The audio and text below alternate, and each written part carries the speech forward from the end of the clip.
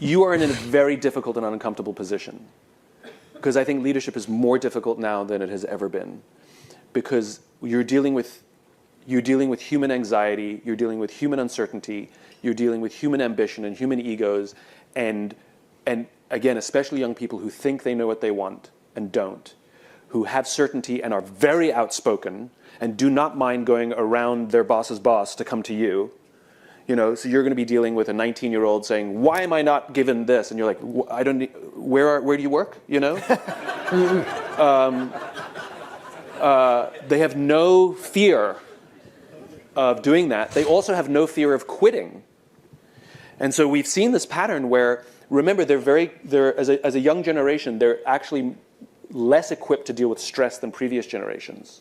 And so anxiety is high, and they're very confrontation avoidant. So, for example, we've seen this, where they feel like they deserve a raise, and they don't know how to ask for a raise. And so instead of asking for a raise, they'll just quit. And then sometimes with an email that says, "You don't value me, you don't pay me enough," you're like, we just had to ask. The answer, we love you, you know? So they're not afraid of quitting, but they are afraid of asking for things. Or if they do ask for things, it sometimes comes across very aggressive or accidentally black and white. Like, I've been here 8 months, and I would like a 50% raise. And I'm not exaggerating. I mean, and the problem is that they're ill-equipped. What they're doing is they're putting you in a yes or no position. So even if you say, "Here's the plan to get you that over the course of the next 8 months," they take it as a no, because I asked for something black and white. And so one of the things I think there's a huge opportunity for our company is to help people to build in training that helps them with their human skills. I hate the term soft skills. Please, let's never use that term again. You know, we talk about hard skills and soft skills. Those things are opposite. Hard and soft are opposites. They're hard skills, the skills you need to do your job, and human skills, the skills you need to be a better human being. And we want you to excel at both. And we're going to train you to do both. And some of the human skills that are underappreciated and undertrained in this day and age are how to have difficult conversations, how to have an effective confrontation, how to give and receive feedback. And I think we have to train those things so that if we equip them with the skills, instead of saying, "I've been here for 8 months, I want a raise," to say, "I've been here for 8 months, I really love it here. My goal is to stay here. I have financial ambitions. Can you help me get on a path to get to this number?" Now we can have a conversation, because it's now a continuum rather than a black and white question. But the point is I don't fault them. They lack the skills. And so I think there's a huge opportunity for an organization like yours to teach these young people coping mechanisms, stress relief, the biggest one being how to ask for help. That is the single biggest thing that is lacking at every generation, which is, "I am struggling, can you help me?" Whether it's personal or professional. That is absolutely lacking. And so we do unhealthy things to help compensate. Social media and other things. Let's pause there. Yeah. Repeat that again. I wanna hear that from you. What? I'm saying like that last point that he had said. Asking for help? Yeah. Like we need to learn how to ask for help? Mm-hmm. Oh, okay. Yeah, we need to learn how to ask for help. Yeah, That's definitely something lacking in every generation, but I think it's coupled with a couple of different things in this generation, that I believe. Because we have a lot more factors that were not present in previous generations. So now it's like we don't ask for help, and now we're dealing with anxiety and fears and being non-confrontational and what else? Fear of like different, just different things going on in the world that we don't know how to deal with. We no longer keep God at the center or have God at all. And so now it's like we no longer know where we stand as far as like our purpose is concerned.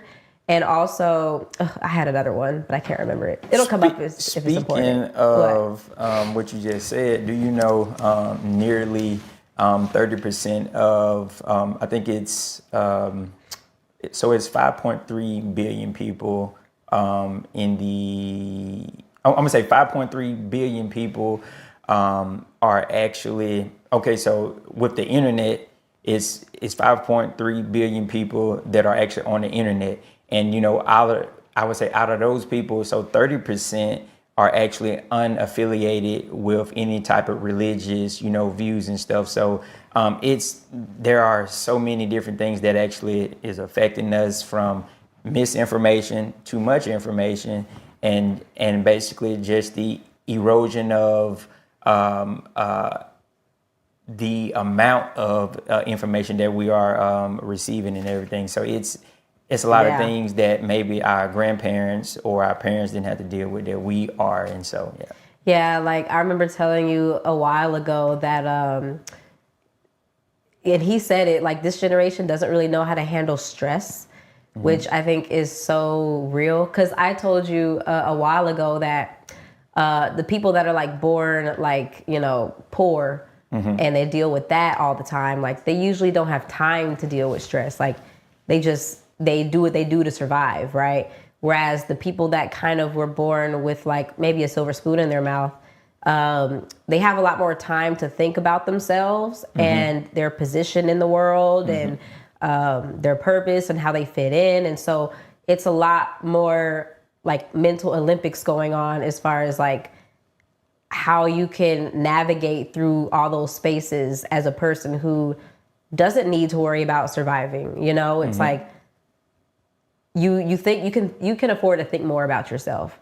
When you are on survival mode, you don't have time to think about yourself. You're simply just trying to survive and keep your family afloat. And so it's like, I think people are better off like material wise these days. And I think that leads to a lot more stress because parents, and not to blame all parents, because parenting is hard. So I think a lot of parents these days though, as far as like the foundation, they're not setting anything spiritual. And so therefore their kids are kind of like, what's the point of all this? Yeah. So I know where my values come from because, God is at the center of my life, right? Whereas other people don't have that. Yep. And so they're like, what is the point of all this? Why do I have all these things and these people don't? Or how can I get to a point where I actually feel like I have purpose in my life? And so people are just kind of lost, Yeah. So a lot of people are lost. And I will say this, I feel like each and every generation, especially with the, older, I would say the older generation, that I think everybody has, I would say, that rite of passage that they should, pass down. Yes. Whether it's that, wisdom based on how they grew up. And I don't think that has been effectively communicated. Go ahead. No, Okay. I was Yeah. agreeing with you. Okay. I wasn't, Yeah. no. Yeah. I was, you can say more. Yeah. So I was just, I was sitting there just thinking, with all the wisdom that my grandfather has or my, grandmother has, that, they didn't 100% give us those stories that would actually stick.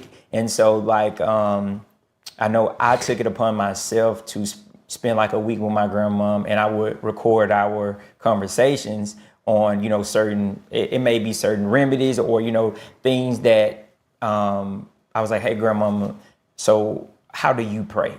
And then, she would give me her way of praying.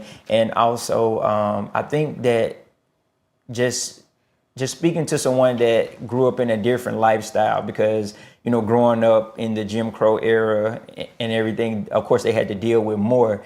And a lot of the older generation thinks that, of course, we are, weaker or we can't take more. And I'm not going to say it's necessary. That may be part of it based on how they grew up.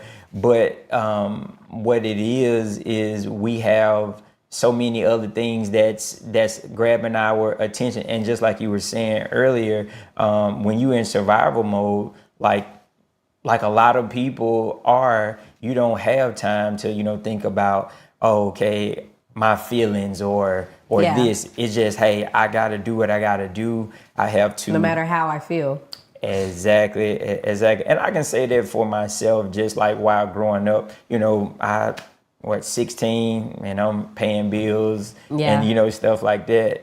And I would not take it back at all because it made me the person that I am definitely today. But I also wouldn't knock anyone who actually had like a more privileged life. Like privilege isn't a bad word, people. You know, I got friends who are, you know, well off and stuff like that, and it never made me jealous. But I will say, to a lot of people who didn't have nothing, they would basically rag on them because they didn't have to worry about nothing. And, you know, they would talk about, hey, I don't have the relationship that I want with my dad, and he lives in the house with me. Like, sure, I don't even know who my dad is, you know. So stop complaining. At least you got one. Exactly. So that right there creates like a wedge in between, you know. It does. It's like two different worlds, like completely. I think these days we're just trying to figure out where the balance is, because it's like the older generation where they really were in survival mode most of the time. It's like they completely dismiss feelings, whereas this generation, all they think about is their feelings, you know? So it's like, how can we reach a happy medium where it's like, where all of it matters, you know?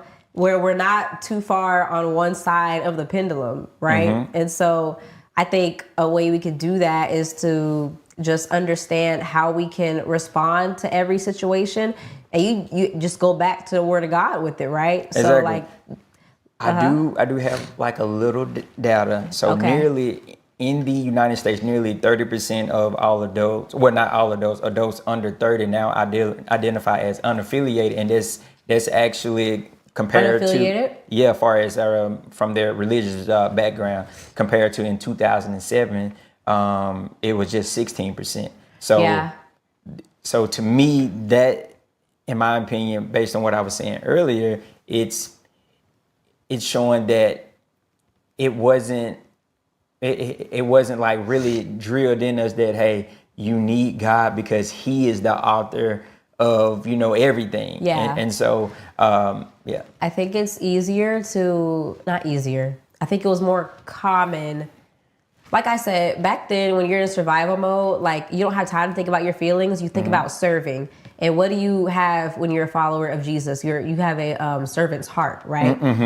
You're supposed to, and you're supposed to act that out. And so it was more, it aligned more with those values at the time, because all you did was serve. And all you had to rely on was that everything was going to be okay, right? And you had community. A deeper sense of community. Yeah, and so all that coupled with the foundation you had in Christ, it's like, I may not have all the money, but I have God. I got my family. I know everything's going to be okay. My family's eating well because of the blessings that we have and the favor that we have. So everything's fine, right?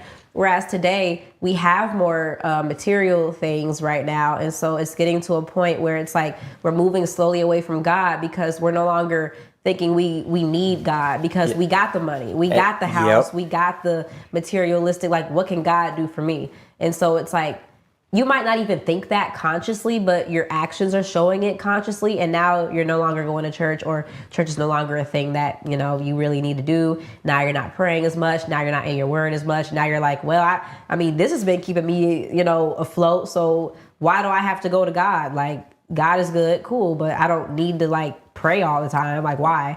And so now at that point, you're raising kids. Now with that mindset, you're raising kids, and those kids are growing up like, why do we have all this? What's the point? Like, now I'm feeling depressed. I'm anxious.